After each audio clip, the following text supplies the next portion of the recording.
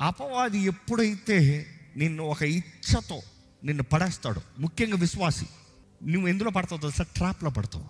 ఎవరితోనో చెప్పగలుగుతావా? చెప్పలేవు. ఎందుకంటే నువ్వు విశ్వాసి, భక్తివి అని చెప్తున్నావు, నువ్వు ప్రార్థనా వీరుడు అని చెప్తున్నావు, నువ్వు దేవుణ్ణి ఆరాధించే వ్యక్తి అని చెప్పావు, నువ్వు ఆలయానికి వెళ్ళే వ్యక్తి అని చెప్పావు. సడన్గా నీ ఇచ్చే జీవితాన్ని ఎక్కడ చెప్పగలుగుతావు?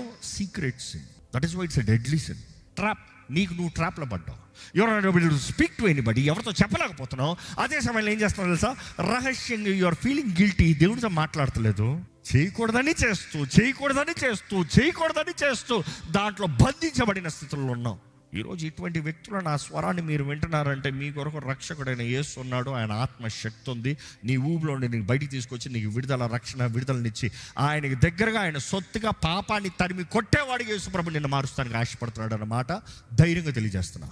బట్ దెన్ నువ్వు ఏ స్థితిలో ఉన్నావో పరీక్షించి తెలుసుకో. ఎగ్జామిన్.